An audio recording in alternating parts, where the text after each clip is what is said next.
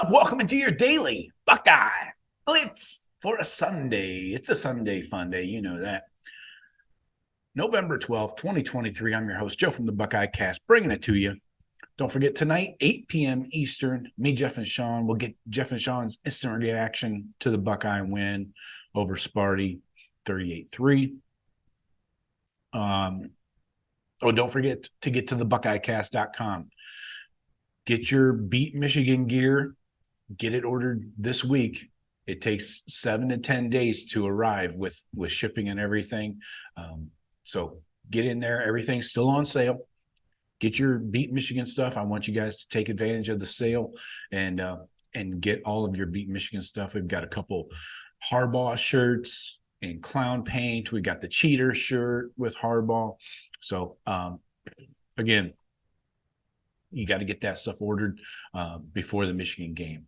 So let's get into it. Got my instant reaction here for the Buckeye win. Again, Sparty goes down. The Ohio State varsity played one half of football. So then the JV came in the second half and finished her up. But young guys got snaps. Hey, we saw Lincoln Kienholz. I'm going to pronounce it Kienholz because I'm 25% German. My grandfather's name was Steinmetz, spelled S-T-E-I-N, Steinmetz. So I'm going to pronounce Kienholz the same. So you got Lincoln in there, got some snaps late. Evan Pryor, Jelani Thurman, the monster.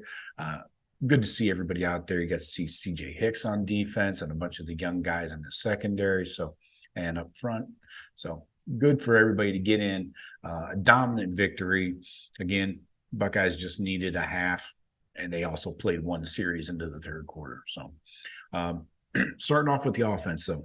Oh, and stay tuned to the end. We will get to the special teams. You can be sure of that. But anyways, let's start off on a good note, a positive note here. The offense takes another step. Like I mentioned in my 5 keys to a Buckeye victory on Friday. In sync, efficient, clean. The entire offense, not just Kyle, but everybody. We saw a level up. We're seeing this progression throughout the season, taking steps up in the right direction. Still maybe not perfect.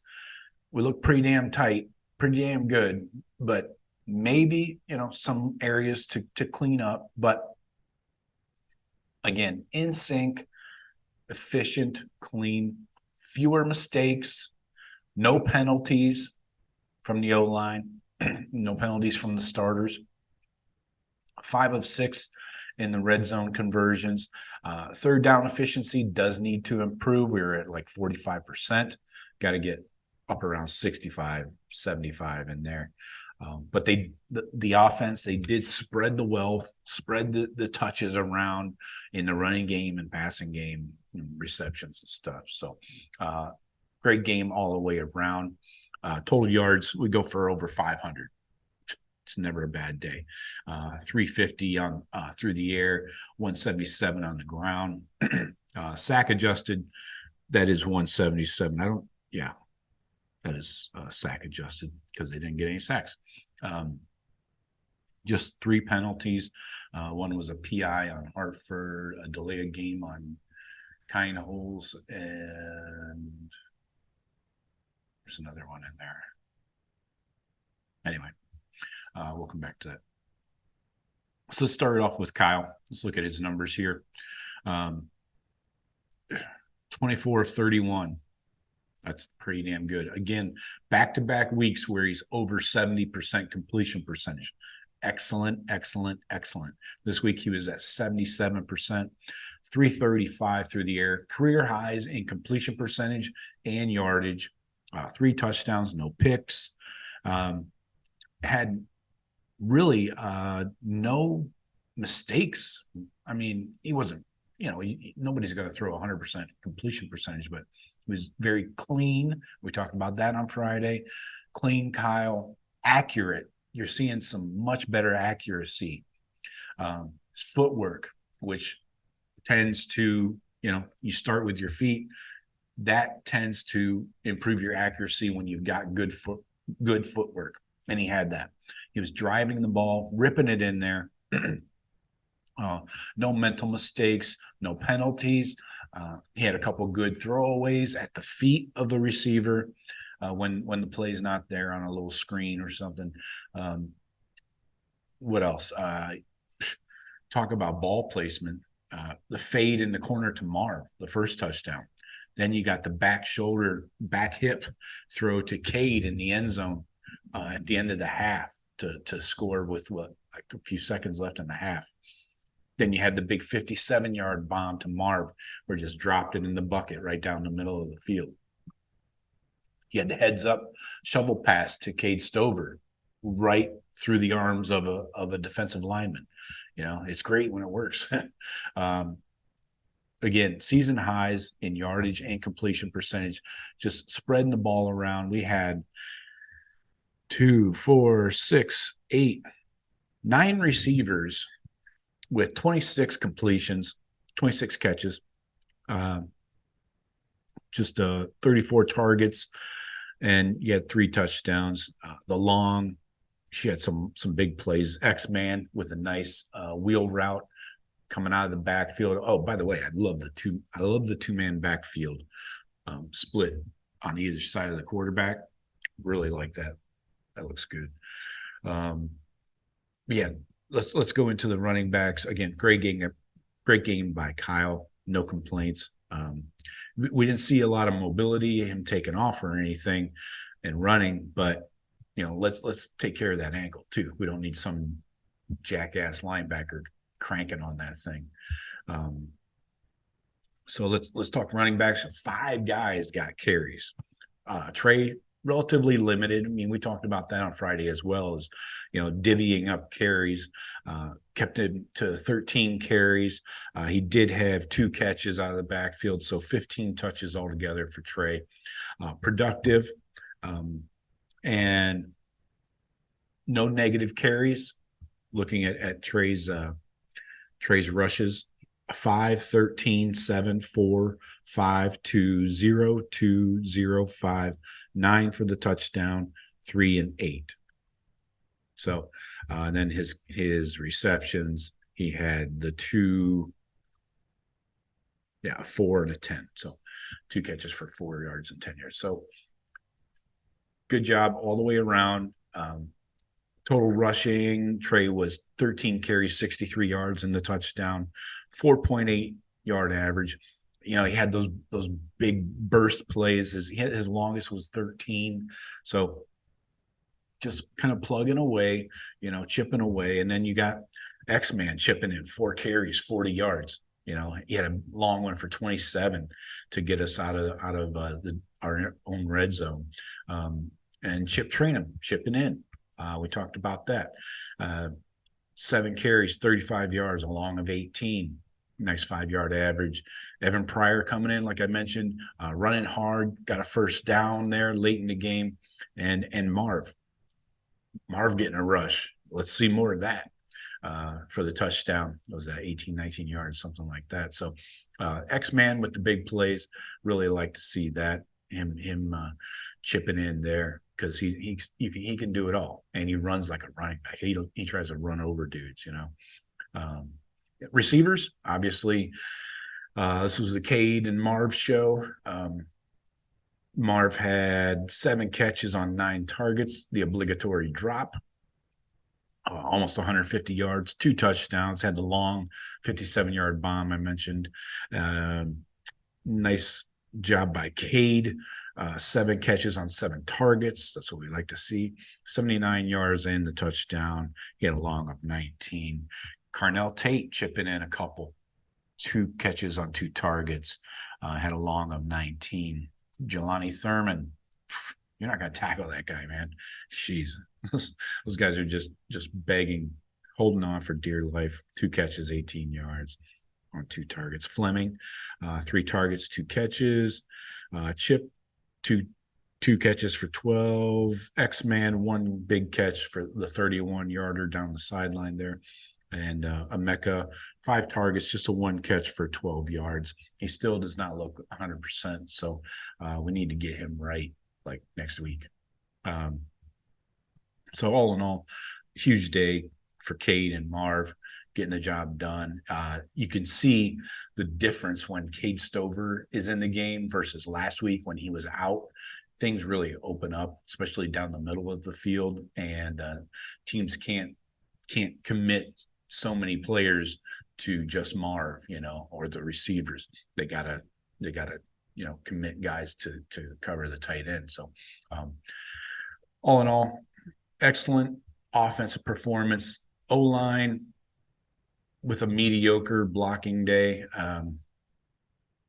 Run blocking, I think the entire line was at 60 or less. Oh, Matthew Jones was a 63.9. Everybody else was under 60, so mediocre. Even though we ran for 177, still it was a lot of running backs making their own holes. So things still have to continue to improve there. I don't agree 100% with some of these grades, but pass blocking, Josh Fryer had a great day, 80.7. And Trey, this is another point I wanted to make 2 weeks in a row now. Trey's had really high pass blocking grades, pass protection. So 76 there for him. And Pryor came in late in the game, had a 72.7 in pass pro. So we like to see that. Josh Simmons doing good. Most of the O-line did well, above 60. So Donovan Jackson, though, did not. He allowed a pressure. Hinsman allowed a couple. That's week to week. You're going to have that, it looks like. So offense, I don't have a lot of complaints other than the third downs. 5 of 11. We got to do much better there. And 5.5 yards per rush. We'll take that. 5 of 6 in the red zone. Time of possession was almost equal. So possessions, as far as drives go, I think we only had 10, 2, 4, 6, 8, 10. Yeah, 10 if you don't count the kneel down at the end of the half. Oh, wait, I'm sorry. 2, 4, 6, 8, 11. Kneel down at the end of the game. Okay, so 10 really. So let's talk defense here. You had 3 starters out, Ransom, Proctor, and Tommy, under 100, but they held Michigan State. Not that this is a juggernaut. The Sparty defense was not terrible. They didn't look great, but they're in the top 40 in most defensive categories. But the Buckeye defense held them to under 100 yards each, rushing and passing. Total was 182, 88 yards passing, 94 rushing. So excellent job by the defense with 3 starters out, 2 of 14 on third down. You notice in most of our games, we are killing it on third downs. We are getting off the field on third downs. Now, the offense needs to reciprocate and stay on the field on third downs and carry their part of that. But back to the defense, 2 of 14 on third down is excellent. 0 red zone plays. They didn't even get inside the freaking 30, I don't think. I think the deepest they got was the 34 or something like that. The front 4 was just collapsing the pocket all day. We held Sparty to 2 50-yard field goal attempts. They made the one. 50 plus, actually, or over 50. So all in all, great day by the defense. Let's run through the position groups here. Tyleek, JT, Ty Hamilton, all these guys getting it done. Tyleek had a sack and a TFL, 4 tackles. Who else here on the D? Oh, Ty Hamilton had a TFL, 3 tackles. Jack, a little quieter, but where's the pressure total? Yeah, Jack had a quieter day. Did well, though, graded out over 70 on both pass and rush. Pass and run defense. But JT had 4 pressures total. Did have a missed tackle. Ty Hamilton, 4 pressures. Tyleek, 3 pressures plus the sack. Cody Simon, 2 pressures. Sonny Styles, we'll get to them, to the DBs here in a sec. But all in all, across the front, they looked like every pass play, the O linemen were just back in the quarterback's lap. He couldn't do anything. Caden. Linebackers, no Tommy. So I think the linebackers played okay in run defense, and they didn't grade out awesome, but they got the job done, really. Steel Chambers still doesn't look like he's seeing things so well. I don't know what's going on there. Cody Simon did well, 5 tackles, had a pass breakup. Yeah, Steele just 3 tackles, no other real numbers to speak of. He was just kind of out there. So okay play from the linebackers. Corners only allowed 13 completions. IGB had a great game. Jermaine Matthews had a near pick. IGB had targets? Two catches on 6 targets for 14 yards. Good job. Jordan Hancock had a near pick at the slot safety. 3 catches, 6 targets, 26 yards total. Nobody did anything against this defense for Michigan State, thus the 2 50-yard field goals attempts. Malik Hartford at the safety position did well, 4 tackles. Did have a PI there late in the game, but held his own. Did have 3 stops for no gain, so coming up. But the man of the hour, in my opinion, Sonny Styles, he is a legit stud. When he is firing at the line of scrimmage, blitzing, whether it's run blitz or pass, he is getting in there quickly and making the play. Multiple times you saw him creeping up towards the line of scrimmage from the deep safety spot, creeping, and he's reading. He's listening to the snap, and he's reading, where the hole's going to open up, and then bang, shoots right through the hole, makes a tackle on either the quarterback or the running back, whoever has the ball, and blows the play up.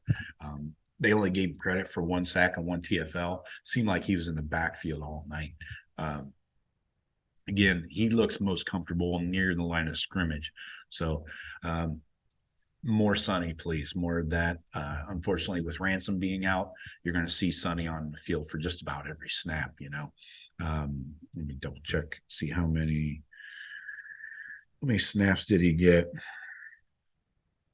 He had, I've got 43? 30 total. Yeah, 30 total. Wow. Okay. So they took him off the field a couple times. But anyways, great day by the secondary. Hands on balls, length, all the good words that we love to hear. With Ransom in that boot on the little scooter thing, does not look good, man. Maybe we get him back for the playoffs. That's the only hope. But now, last but least, my guy, Parker Fleming, and these jacked up special teams, man. What is going on? Every damn week, it's not just one thing. It's all over the map. Gave up a first down on a fake punt. Can't have that. Missed a field goal. That was inside the 40. I think it was like 38-ish. Used a timeout on a punt because you couldn't get lined up. And Jaden Ballard's not giving me the warm and fuzzies back there returning punts either. I know we're probably limited with Emeka out, or not 100%, but still, it's not looking good. It's just, I don't know. Anyway, we did have a 9-yard punt return, so there's that. Something to get juiced about.